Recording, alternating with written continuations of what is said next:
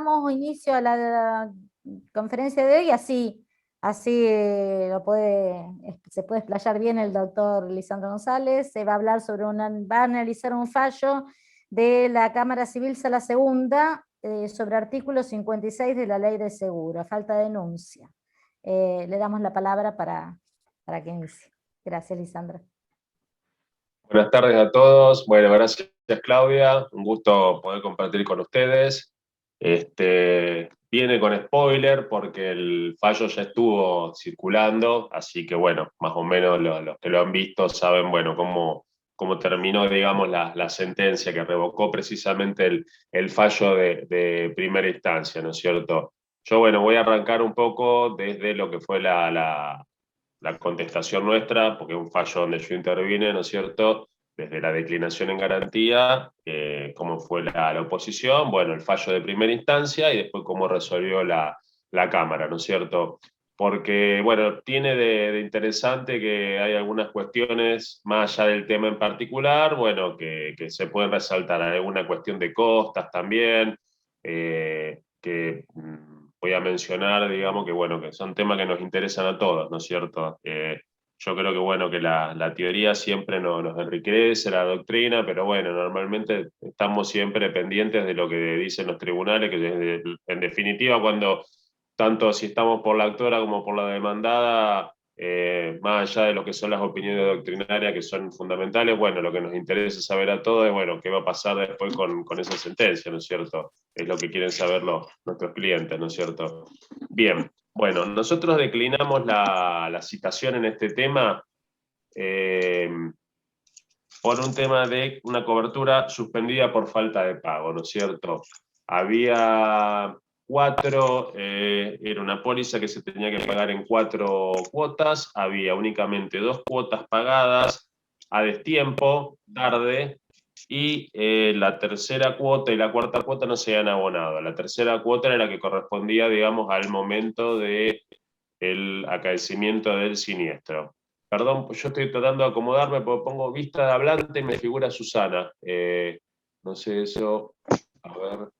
Perdón, Bueno, si querés me apago la cámara. No, para nada, no, porque para poder seguirme yo, ahí está listo. Bueno, no, por se te ve favor, bien, Susana. Lisandro.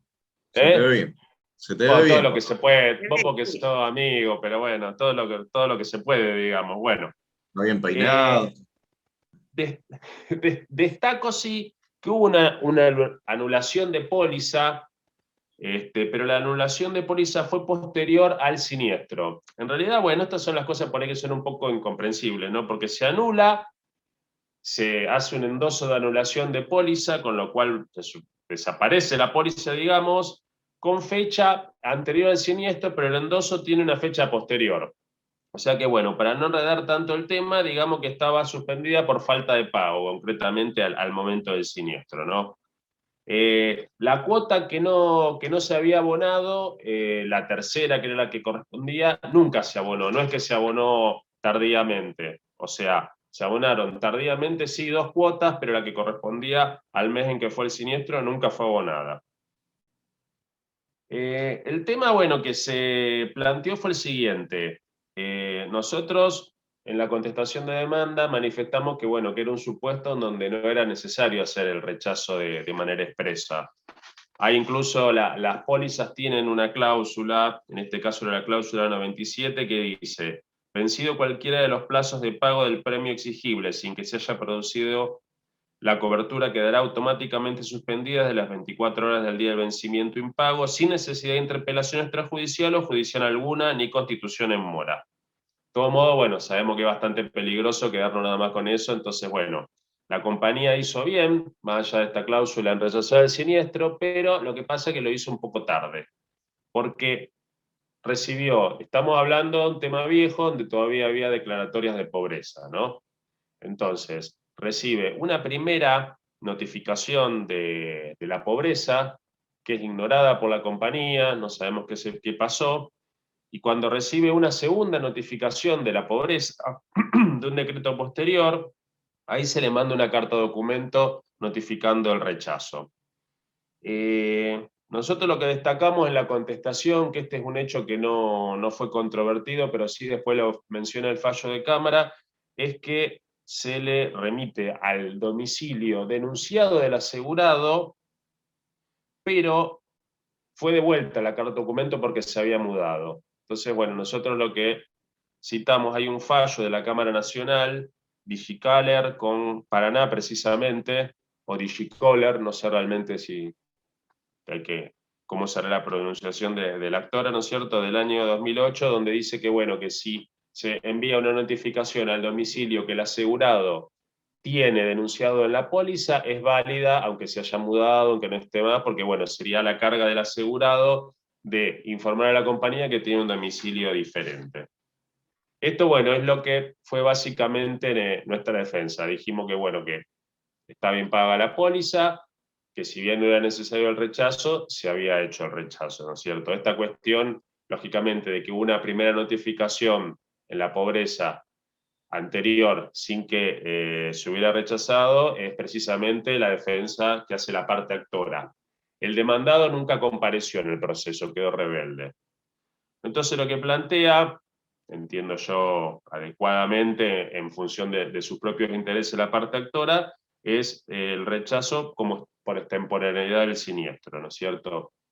Que ellos manifiestan que, bueno, que el artículo 56 implica que, porque, perdón, yo no estoy aclarando algo, no hubo denuncia del hecho, eso es fundamental, no hubo denuncia. Eso, digamos, tendría que haberlo dicho al comienzo, ¿no? O sea que la primera noticia que tiene la compañía es por la notificación de la declaratoria de pobreza. Precisamente lo que plantea la actora es que hay una cédula que data del 1 de agosto de 2011, siendo que el rechazo se hizo el 22 de mayo de 2012, ¿no es cierto? Con lo cual, bueno, transcurrió en exceso el plazo de los 30 días desde esa primera noticia que tuvo la compañía de la existencia del siniestro, ¿no? Y ellos también mencionan que los pagos que se hicieron, la póliza, les recuerdo, eran 4 cuotas, que los 2 pagos que se hicieron, dice que fueron recibidos sin protesto alguno por la aseguradora de manera tardía, lo que refuerza la idea de continuidad y vigencia del contrato. O sea, como que el contrato igualmente seguía vigente porque la compañía iba aceptando los pagos tardíos. Sí, la tercera cuota, que es la que se cuestiona si hubiera efectuado de manera extemporánea, yo creo que, bueno, que tendría a lo mejor algún mayor asidero esta defensa, ¿no? Más allá de que hay jurisprudencia que entiende que no es así. Pero en el caso concretamente nunca se pagó esa tercera cuota, así que, bueno, esa cuestión no era, digamos, un argumento demasiado fuerte para la posición de la actora, ¿no es cierto? Bueno, la sentencia fue del juzgado juzgado de distrito número 16, fue del 28 de junio de 2019, ¿no? Rápidamente les menciono respecto a la dinámica del hecho. La actora iba como transportada en un taxi asegurado en Orbis y que fue impactado por el asegurado de Paraná. Una dinámica clara donde la responsabilidad era atribuible un 100% al asegurado de Paraná, que así, bueno, de hecho, de esa manera fue como se resolvió el fallo, ¿no es cierto? Bien. Respecto a la declinación, los argumentos del juzgado de primera instancia para hacer lugar fueron los siguientes. Dice, la obligación de las compañías aseguradoras de rechazar expresamente el siniestro bajo apercibimiento que el silencio debe ser interpretado como aceptación de la cobertura dentro del plazo de 30 días se aplica única y exclusivamente para el caso que haya existido denuncia previa del siniestro por parte del asegurado. O sea que entiende que solamente en los supuestos de denuncia es cuando se tiene que aplicar el plazo del artículo 56. Y menciona un fallo de la Corte Suprema Provincial, que nosotros después, cuando contestamos la expresión de agravios, también nos referimos, que el fallo dice, la carga de la aseguradora de expedirse solo es exigible en tanto haya mediado previa denuncia del siniestro efectuado por el asegurado. El fallo es un recurso de constitucionalidad, es del año 2016, Los autos son CS sobre homicidio culposo sobre recurso de inconstitucionalidad. La diferencia que establece la sala cuando da vuelta la sentencia es que en este precedente que citamos de la Corte Suprema era un reclamo del propio asegurado, ¿no es cierto? Era el propio asegurado el que no había hecho la denuncia, mientras que acá estamos hablando de que es un tercero el que está reclamando, ¿no? Esa es la diferencia y por eso dice que no sería aplicable el presidente de la Corte al caso. Avanza, estamos siguiendo la sentencia de primera instancia y respecto, bueno, la aplicación de la Ley de Defensa del Consumidor, que era otra de las cosas que solicitó el actor cuando se opuso a la declinación en garantía, dice que no implica extender sin más la responsabilidad de la compañía aseguradora a todos los siniestros acontecidos. En efecto, la protección al consumidor debe activarse cuando se advierte la existencia de una cláusula confusa o abusiva, desde que sostener la postura contraria y reconocerle el derecho a recibir la cobertura asegurativa por parte de quien no ha cumplido con la obligación a su cargo del pago de la póliza implicaría una solución notoriamente disvaliosa y contraria al principio de la buena fe. O sea, no dice que sea inaplicable el Estatuto del Consumidor. Lo que estima el fallo es que en el caso no resulta aplicable porque no ve, digamos, que haya un incumplimiento del Estatuto del Consumidor, ¿no? Y cita un fallo de la Sala Tercera. Este fallo yo lo bajé, después, bueno, si quieren se los paso, porque es bastante interesante. El fallo es Galarza Niceto con Di Matteis, es de la Sala Tercera y es del año 2012. En este fallo se condena a una aseguradora, dice, en el fallo, lo que estoy citando el fallo de Cámara, dice, cuanto a la aseguradora expresó que ésta no probó el extremo fáctico consistente en la notificación de la rescisión del contrato celebrado con la actora. Había, en el fallo de Cámara que estamos mencionando en Galarza, había así una rescisión del contrato de seguro, lo que pasa que nunca había sido notificada esa rescisión. El fallo dice, la demandada no pagaba la prima del seguro hacía ya más de 4 meses. El siniestro fue denunciado en fecha 29 de diciembre de 2003, es decir, más de un año después de su acaecimiento, y la póliza se encontraba anulada por falta de pago. Yo por eso aclaré que, bueno, en el supuesto que estamos viendo, en el caso mío, digamos, que me tocó, la cobertura estaba suspendida. Acá, este fallo de la Cámara, en cambio, estaba ya anulada esa póliza. Y lo que dice el fallo, la cita que hace la sentencia de primera instancia, dice, si llegado el caso en que la póliza se encontrara suspendida o anulada por falta de pago de la prima, se admitiera la posibilidad de que la víctima pudiera extender el pago de la indemnización a la aseguradora en virtud de ser afectado por una relación de consumo, tal circunstancia implicaría necesariamente un perjuicio a todos los consumidores de seguros, ya que las compañías aseguradoras se verían en la necesidad de modificar la ecuación económica de los contratos en miras a poder hacer frente al pago de la totalidad de los siniestros acaecidos, incluso aquellos en donde los asegurados no cumplen con su obligación de pagar la correspondiente prima. Este fallo, el que estamos citando, el de la Sala Tercera, dio vuelta a una sentencia que había dictado el colegiado 2, revocó un fallo del colegiado 2, ¿no? Si bien son supuestos diferentes, el de la Sala Tercera y el que estamos analizando, yo creo que, bueno, siguiendo las líneas argumentativas de cada uno de los fallos, muy posiblemente si a mí me hubiera tocado la Sala Segunda, quizá hubiera tenido otro resultado yo con la sentencia, quizás se hubiera confirmado. Y bueno, y hacen lugar a la declinación en el fallo de primera instancia. Lo que quiero mencionar rápidamente del fallo de primera instancia, sin perjuicio del tema de que hicieron lugar a la declinación, los montos que condenaron eran montos más o menos similares a la tabla de los colegiados. Estábamos hablando en valores a la época del fallo más o menos asimilables. Justamente hoy Cecilia Morgantini, bueno, comentaba que le había salido un fallo de un juzgado de distrito donde, bueno, le aplicaron una fórmula, no sé si la Richter o alguna de esas, y bueno, estaba teniendo un valor de un punto de más de 100.000 pesos, ¿no es cierto? Bastante elevado. En este caso no, fallaron con el criterio similar al de los colegiados, ¿no? Yo tuve también un fallo de Distrito 8 donde aplicaron una fórmula, y también, como a Cecilia, digamos, el punto se iba mucho más arriba de lo que están aplicando los colegiados, ¿no? En el fallo este que yo estoy mencionando todavía está en cámara, así que bueno, no sé cómo se va a resolver. Y lo que sí aplicaba el criterio, que entiendo yo tiene también circuito segundo, que es de aplicar el interés a partir de la fecha de la sentencia, porque entiende que el valor del punto se encuentra actualizado en el fallo, o sea que el interés que aplicó una vez y media la tasa activa.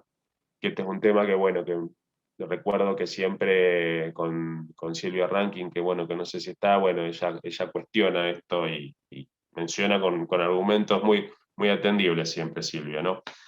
Y finalmente, otro tema interesante, rechaza la demanda respecto al conductor y al propietario del taxi, porque bueno, fueron sujetos pasivos, pero impone las costas de ese rechazo de demanda a la actora, no digamos a la codemandada, no al que era asegurado de Paraná en ese momento, ¿no? Que esto también, bueno, fue materia de recurso y, bueno, lo dieron vuelta. Creo que, bueno, que también eso sí fue una decisión bastante criteriosa a mi modo de ver, porque en general toda la doctrina y toda la jurisprudencia está de acuerdo que, bueno, que no es la carga de la víctima determinar exactamente cómo ha sido el siniestro, digamos. Puede demandar a todos los participantes sin tener que indagar de manera precisa de quién sería la responsabilidad mayor o menor, ¿no es cierto? Siempre que sea una cuestión razonable, bueno, después las costas se le van a tener que imponer al que resulta responsable, ¿no?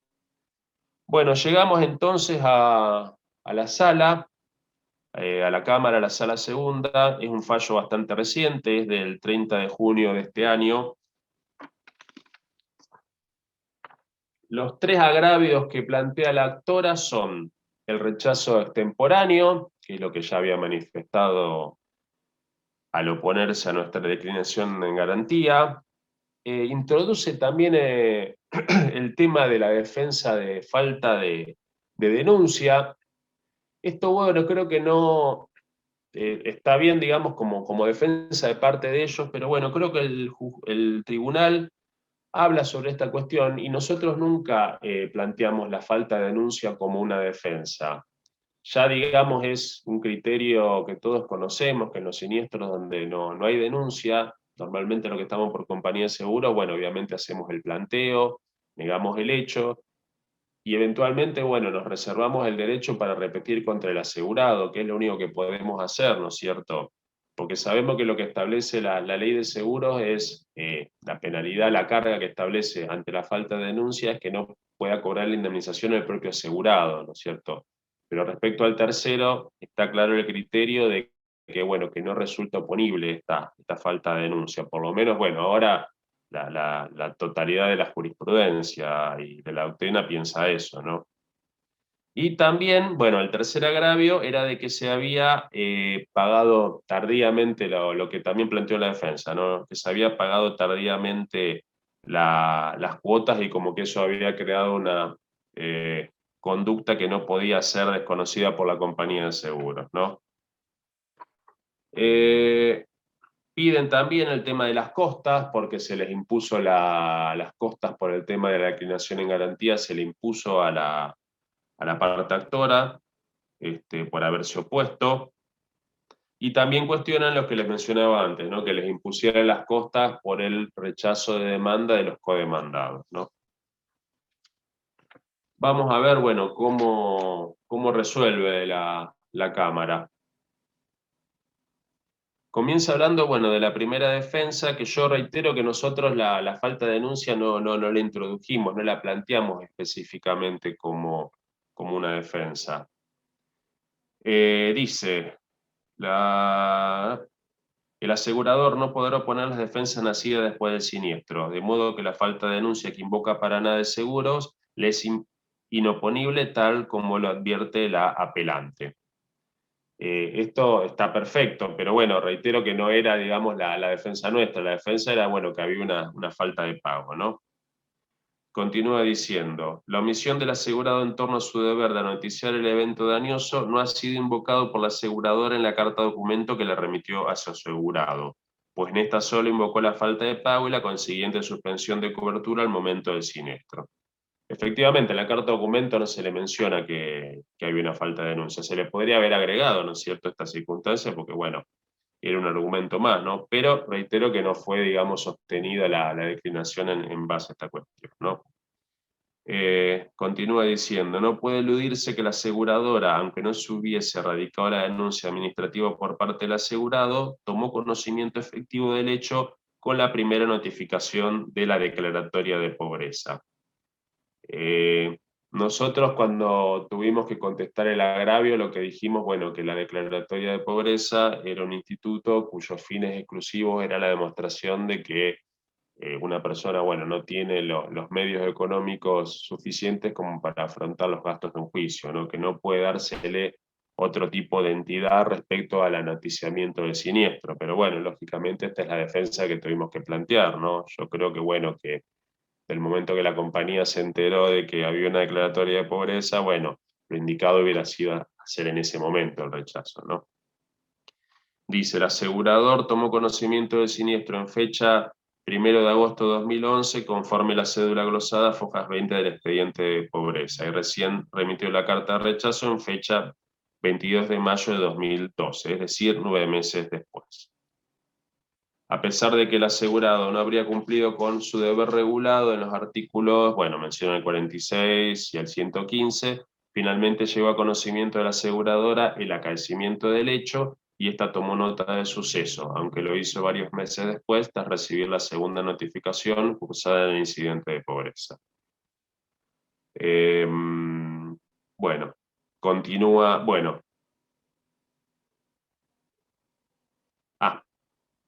Menciona... Resulta claro que la defensa articulada resulta inoponible en el presente, atento que la aseguradora no se expidió dentro del término legal previsto, dado que, como bien observa la doctrina, rige el principio según el cual el conocimiento efectivo por parte del asegurador le impide invocar las consecuencias de la omisión de denuncia. Y refiere jurisprudencia a posteriori, donde dice que prevalece el criterio que privilegia el conocimiento que ha tomado el asegurador sobre la existencia del siniestro, aun cuando la declaración provenga de un tercero. Y es jurisprudencia del año 44 en adelante, digamos. Esto, bueno, como que no es una materia de debate, ¿no? Continúa después citando jurisprudencia sobre el tema de la falta de denuncia, que ahí, bueno, se extiende sobre un tema que, bueno, nosotros no basamos la defensa, ¿no? Y acá se refiere al fallo de corte, ¿no? De la Corte Suprema que se había citado en el fallo de primera instancia, que nosotros también citamos en la contestación de expresión de agravios, y dice, bueno, lo que les adelantaba antes, ¿no? Valga poner de manifiesto que conforme lo expresa la aseguradora, el precedente de la Corte local que cita en apoyo al criterio que postula en su escrito de contestación de agravios, no se trata de un supuesto de características similares al caso de autos. Por el contrario, refiere a un asegurado que pretendía obtener una indemnización por destrucción total, en cuya denuncia había ocultado algunos de los daños y por lo tanto se resolvió que no podía exigirse la aplicación del artículo 56 respecto de la aseguradora. Ello denota que estamos ante dos hipótesis diferentes. Después, bueno, habla específicamente y de manera expresa sobre la obligación de despedirse de la aseguradora. Dice, no quedan dudas que la aseguradora tomó conocimiento del siniestro con la primera notificación que le fue dirigida dentro de la pobreza, de modo que desde entonces ya se encontraba en condiciones de verificar el siniestro, las condiciones de contratación y el estado de la póliza. Con lo cual es ella quien debe carrear con las consecuencias derivadas de su conducta negligente configurada por el hecho de expedirse. Esto que les voy a leer ahora es importante.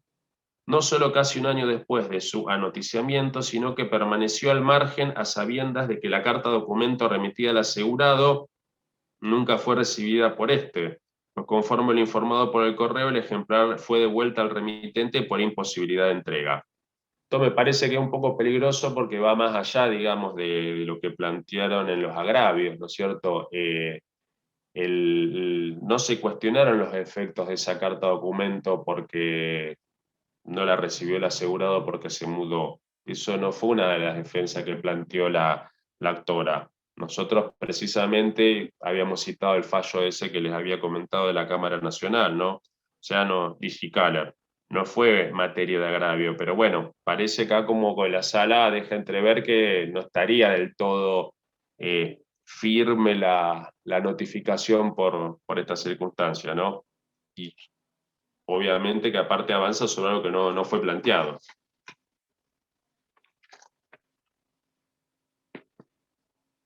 Dice, continúa, bueno, el fallo.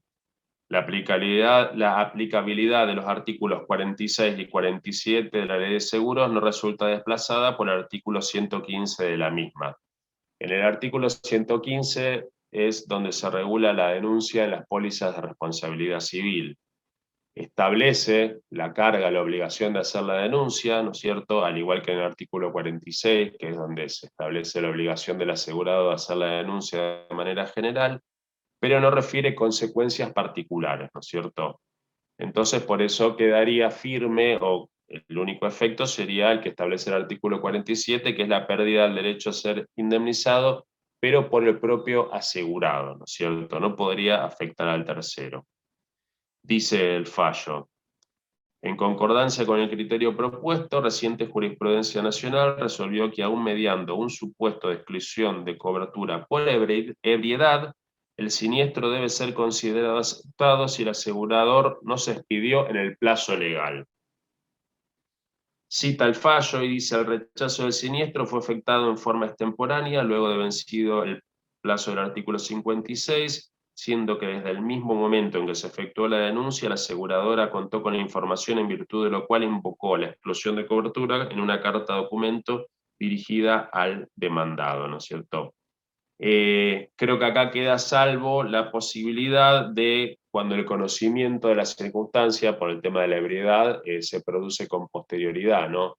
En una de las charlas que escuchamos este año con la doctora Crespo, creo que bueno, que justamente ellos tuvieron un tema donde tomaron conocimiento posterior de una, no recuerdo si era ebriedad o era alguna otra causal de rechazo, y efectuaron el rechazo y llegaron a cámara y le fue, digamos, le fue dada la razón, ¿no? Que cuando había una toma de conocimiento posterior, renacía la posibilidad del rechazo de la cobertura, renacía la posibilidad de rechazar, ¿no es cierto? Pese a que de la denuncia ya hubieran transcurrido los 30 días, ¿no es cierto? Dice el fallo, continúa. En el mismo orden de ideas, al analizar las cargas legales que pesan sobre la aseguradora, específicamente el pronunciamiento de esta acerca de los derechos del asegurado, Stiglitz señala que no comparte la posición seguida por cierta doctrina judicial que considera que el mencionado deber no le es aplicable a la citada en garantía en los supuestos de no seguro o exclusiones de cobertura o exclusiones de cobertura. Claramente, bueno, la postura de esta sala es bastante intuitiva del derecho del asegurado, ¿no es cierto? Yo creo que, bueno, que la postura que los abogados de la aseguradora tenemos que siempre tener es, bueno, recomendar que ante la duda del rechazo, siempre no dejar pasar el plazo. Y yo tuve un caso, ¿cierto?, donde hay una póliza de integral de comercio, ¿no? Porque está, bueno, el rechazo, sino la suspensión, por lo menos, ¿no? Planteé la suspensión de los plazos, ¿no? Lo que me pasó en ese tema es que, bueno, había intervenido un estudio liquidador y lo que había hecho el estudio liquidador no había suspendido los plazos por carta documento, sino que era un siniestro en una estación de servicio, ¿no? Unos daños que se habían producido en una estación de servicio. lo que hizo fue, bueno, el liquidador le hizo firmar a una persona que lo recibió dentro de la estación de servicio y le notificó, digamos, de esa manera la suspensión de plazos. Pero no era ni siquiera el asegurado, ¿no es cierto? No era un medio fehaciente, porque, bueno, le hizo firmar, y tampoco era el asegurado. Encima era un tema, bueno, una importancia económica bastante grande. Fue por esta cuestión en particular, esto fue un fallo de primera instancia que yo tuve en Distrito 15, que no llegó a la Cámara, pero bueno, se consideró que el siniestro había aceptado, que esa suspensión no había tenido valor y bueno, por eso siempre es importante, yo creo, bueno, tener el tema en cuenta de los plazos para las compañías, ¿no es cierto? Porque siempre ante la duda, bueno, les van a caer encima, ¿no es cierto? Entonces, suspender de manera fehaciente mediante carta documento, y bueno, y también, bueno, cuando se vea la posibilidad de rechazo, también rechazar los siniestros. Yo trabajé un tiempo con Provincia Seguros, y Provincia, bueno, tenía una postura, era bastante, digamos, extrema, ¿no? Que en todos los siniestros de lesiones mandaban la suspensión de los plazos, todos mandaban carta de documento. Siempre que había lesiones, en realidad yo no sé si lo hacían con todos los siniestros, yo porque intervenían en los casos de lesiones, ¿no? Pero siempre mandaban por las dudas, tenían esa postura, ¿no? De mandar la carta de documento suspendiendo los plazos, como abriendo el paraguas. Por ahí es un poco extremo, ¿no? Y creo que incluso por la cuestión comercial, ¿no es cierto?, que bueno, que no es simpático para un asegurado que le esté mandando carta de documento de su propia compañía, ¿no? Pero bueno, por otra parte, bueno, corría con bastante seguridad en cuanto al tema de los plazos, ¿no? Y lo que dice acá también, que me parece que si se interpreta un poco al extremo podría ser un poco peligroso, es que dice que incluso se debería rechazar los siniestros en los supuestos de no seguro. Si nosotros estamos hablando en los supuestos de no seguro, a cuando no hay una cobertura que se reconoce, pero existe una póliza, bueno, yo creo que ahí es razonable, o tiene, digamos, es atendible el planteo. Pero bueno, si nosotros interpretamos cuando hay un supuesto de no seguro, donde directamente la compañía no tiene ninguna relación con ese asegurado, no le podemos exigir, creo yo, un reclamo, ¿no? Vamos a poner el siguiente ejemplo, ¿no? Una compañía X recibe una notificación de una demanda para colegiado, que son 20 días, la recibe, no sé, a finales de diciembre, ¿no? Y resulta que es un tema de no seguro. Bueno, se termina contestando la demanda en febrero. Si lleváramos esta postura al extremo, decimos, bueno, transcurrieron 30 días donde no hubo un rechazo de ese siniestro, ¿no? Por eso, bueno, creo que tiene que ser interpretado con razonabilidad, ¿no? Porque en un supuesto de no seguro, no habiendo ninguna relación, me parece que no debería haber una manifestación de la aseguradora más allá del juicio en particular, ¿no? Distinto a lo mejor, bueno, el supuesto donde tuvo una póliza, a lo mejor la póliza, no sé, hace unos meses que se dio de baja, bueno, en esos casos sí sería, digamos, prudente. Si bien, bueno, es lo que se contempló en el fallo de la sala tercera, que decía que no hacía falta, digamos, el rechazo, ¿no?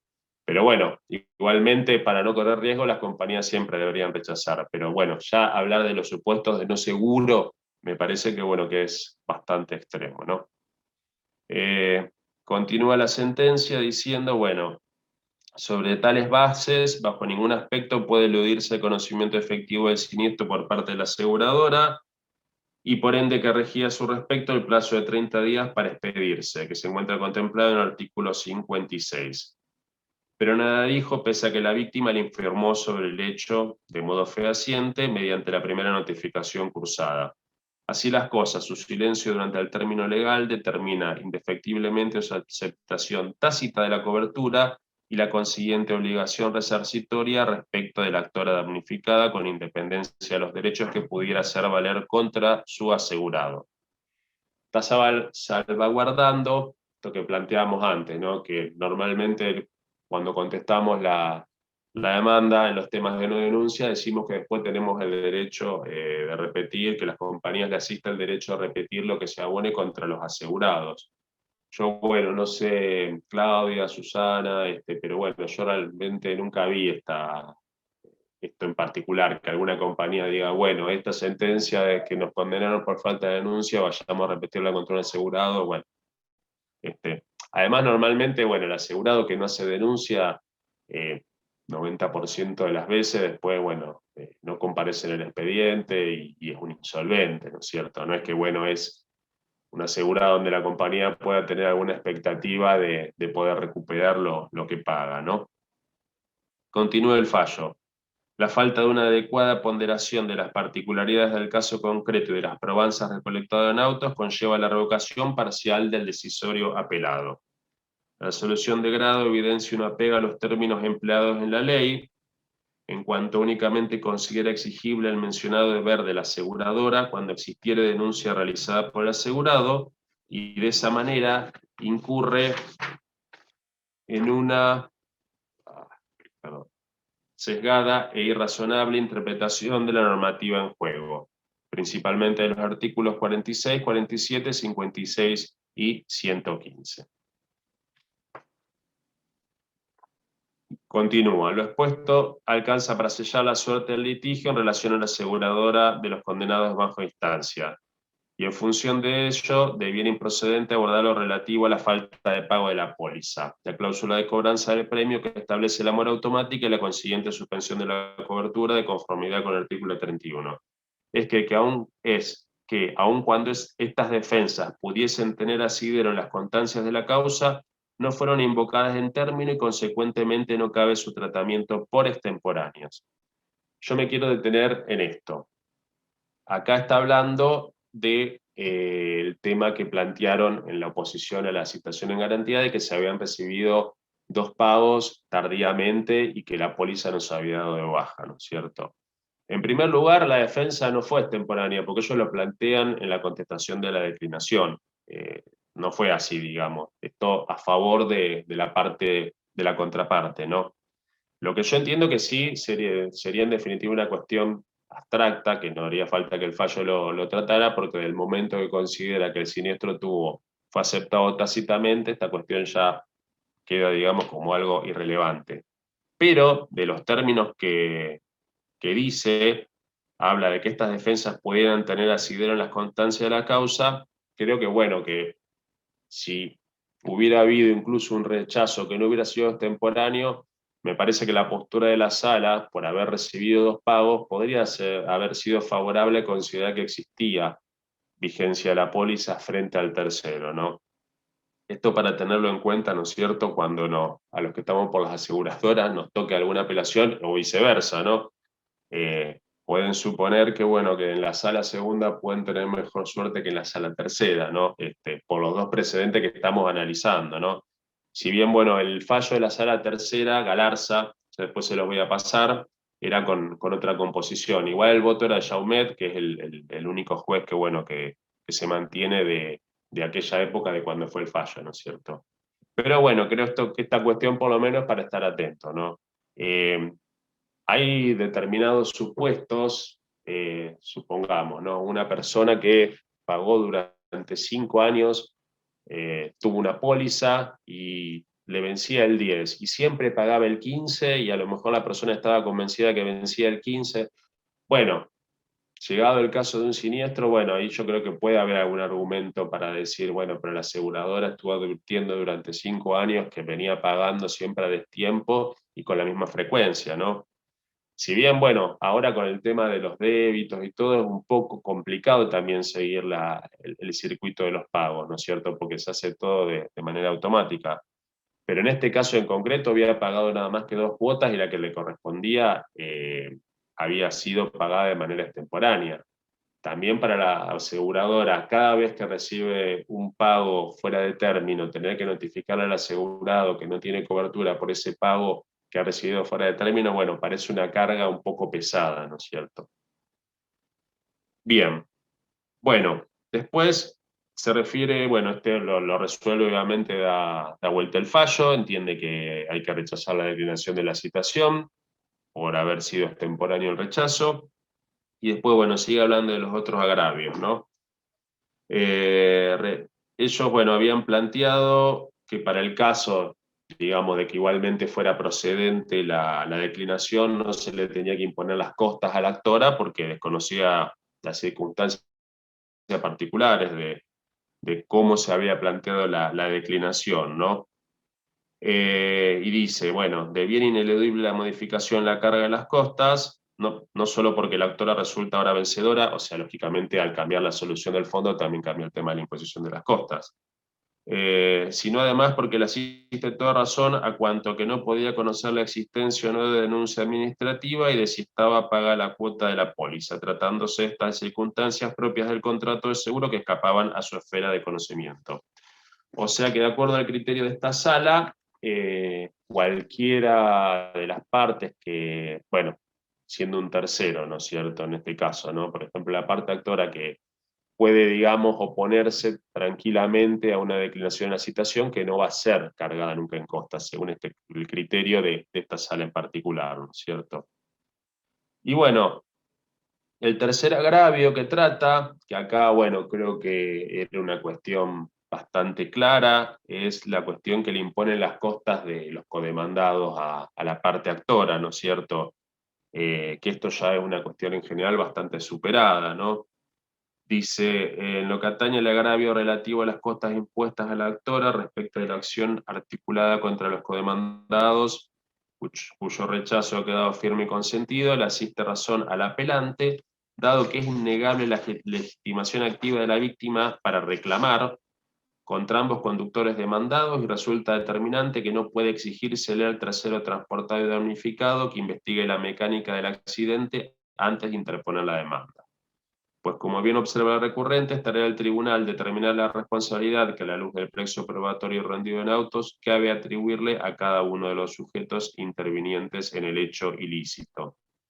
Bueno, esta es una cuestión que es clara, ¿no es cierto? O sea, la víctima, bueno, puede demandar a todos los participantes del siniestro y, bueno, puede o no determinar en el relato que hace de los hechos y intentar o no atribuir la culpa más a uno que a otro, pero bueno, la realidad es que no está obligada a hacerlo, digamos, ¿no? Y no se le pueden imponer las costas. Así que bueno, también revoca esa cuestión.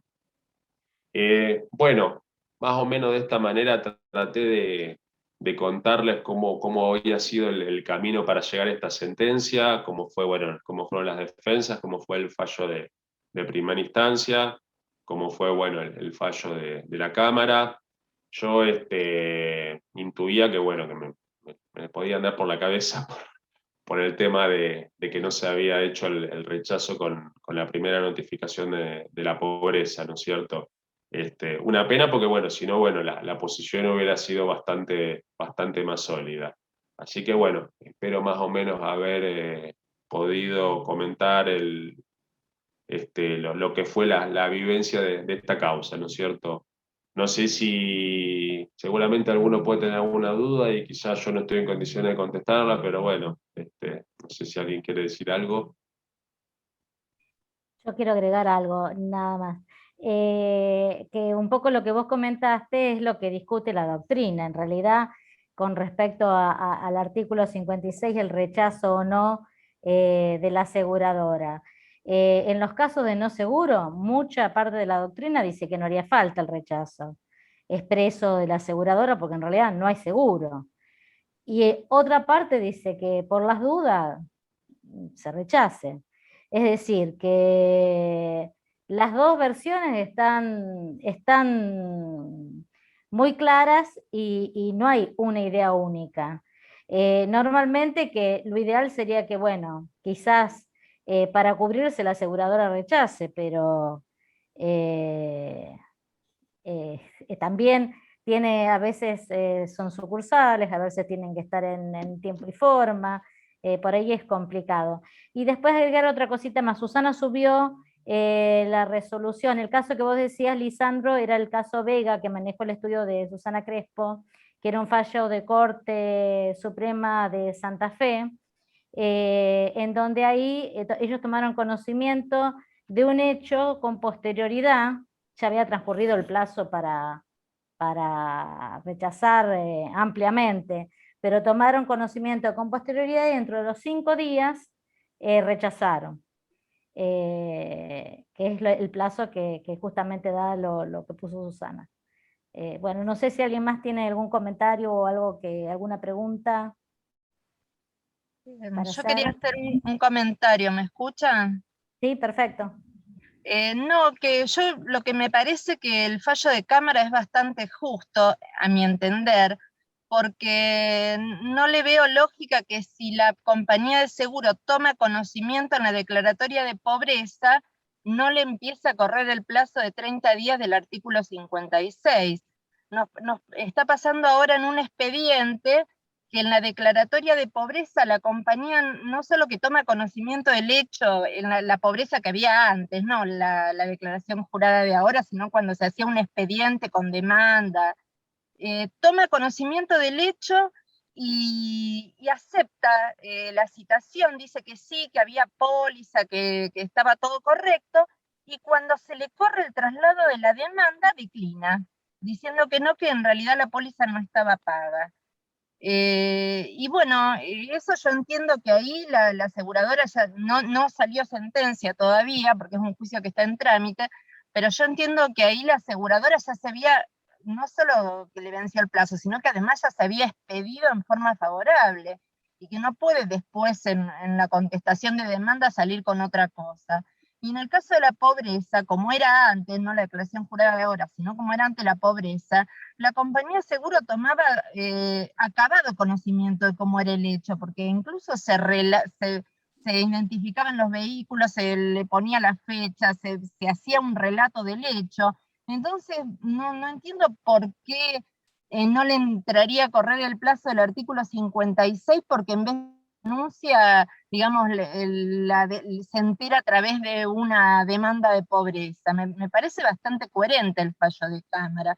Lo mismo me parece respecto a las costas. Yo he ido a hablar en el colegiado 2 y ellos me han dicho que el criterio que tienen es que cuando se rechaza la demanda, las costas contra uno de los codemandados, que era como en el caso este que trató Lisandro, le cargan las costas a la parte actora, en los choques en cadena, o sea, cuando está discutida la mecánica. Eso también me parece una locura, porque a veces la parte actora, hasta que no tiene la sentencia, efectivamente no sabe a quién le van a imputar la culpa del siniestro. Y el hecho de que te carguen con una parte de costas, además de que perdés parte de la indemnización, es como una limitación para que la actora pueda demandar a los que entiende responsable del siniestro, porque después termina pagando costas cuando en realidad hasta el momento del fallo realmente en algunos casos no se sabe quién es el responsable. Por lo tanto, también en la parte de las costas me parece muy acertada la sentencia. Y creo que esta postura de la Cámara es compartida por varios doctrinarios. Por ejemplo, Sobrino entiende que es correcto que desde que la empresa toma conocimiento, aunque sea por la denuncia de un tercero y no del propio asegurado, empieza a correr el plazo del artículo 56.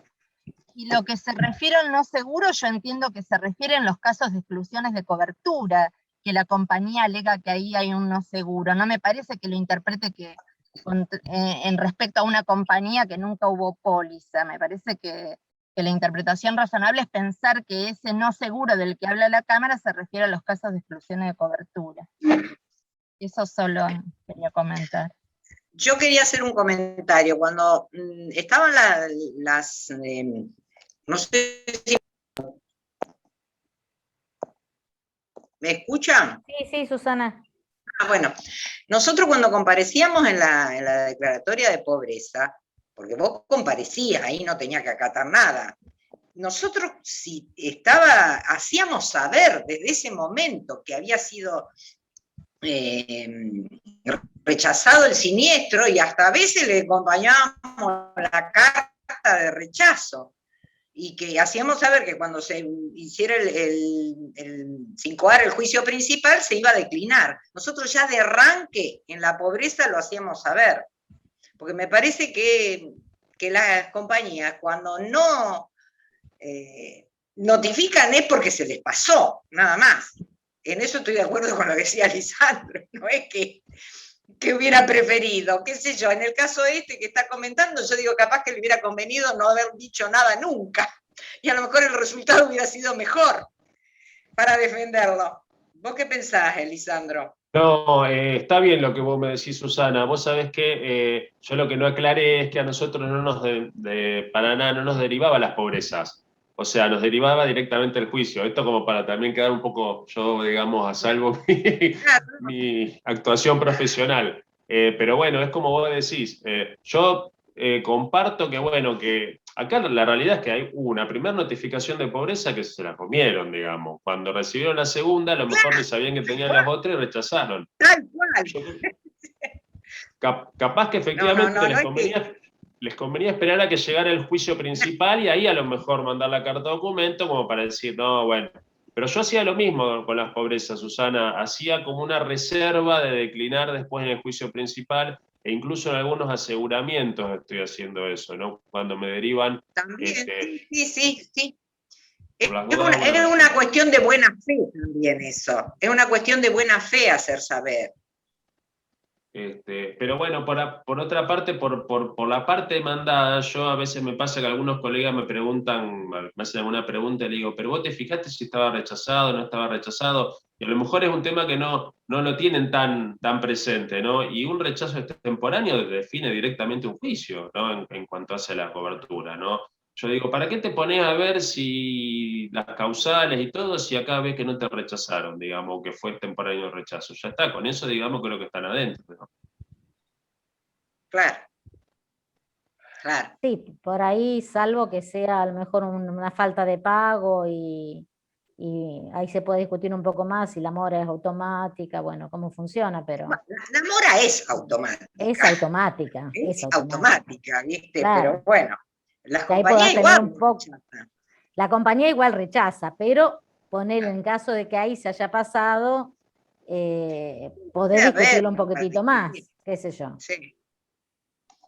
Y la cláusula estaba en la póliza de esa, que no hacía falta mandar la carta de documento, y yo, de hecho, lógicamente yo hago todo el planteo, todos los planteos que puedo los hago, ¿no? Y digo, bueno, no hace falta rechazarlo, pero igualmente en un exceso de cuidado la compañía igualmente lo rechazó, bueno, pero normalmente sí lo van a exigir, digamos. La cláusula es una póliza uniforme, está en todas esas. Claro. Esa es lo mismo que yo ahí le puse cuál era el número en la cláusula, en la póliza uniforme, que yo les marqué ahí CGRC 3.2, que es la que dice que sí, que importa aceptación la defensa, salvo que con posterioridad tomara conocimiento de hechos eximentes que puede declinar dentro de los 5 días.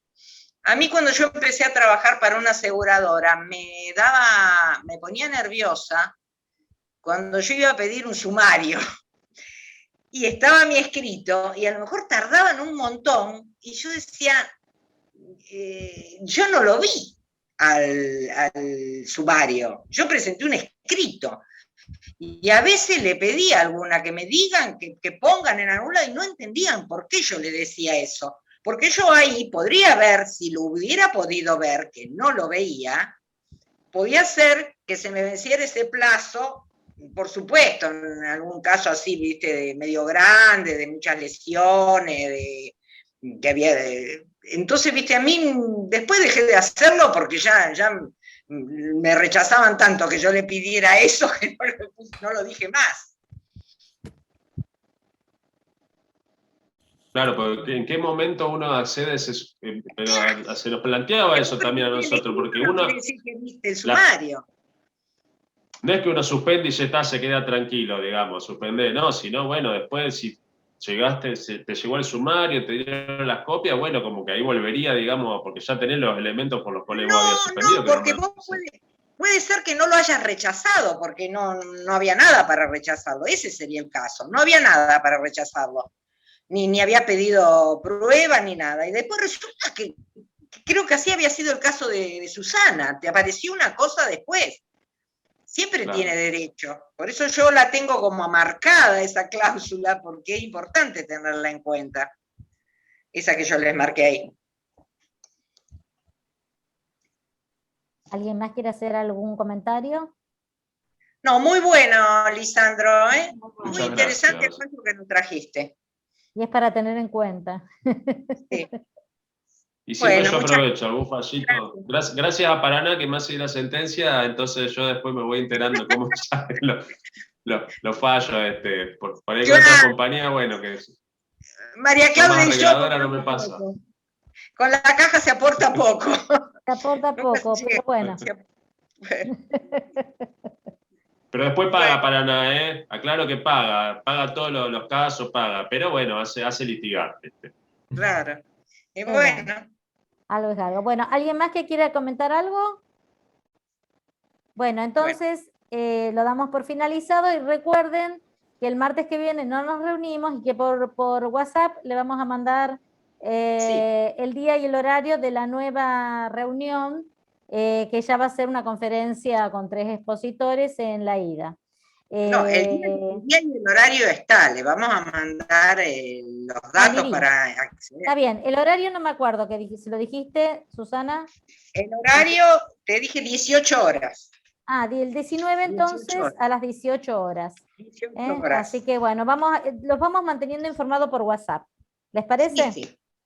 Bueno, estamos por concluir. gracias Gracias, a todos. Lisandro. Gracias a vos. Hasta luego. Bien, Buenas Lisandro. tardes, gracias. Chao. Chao, hasta luego, gracias. Gracias.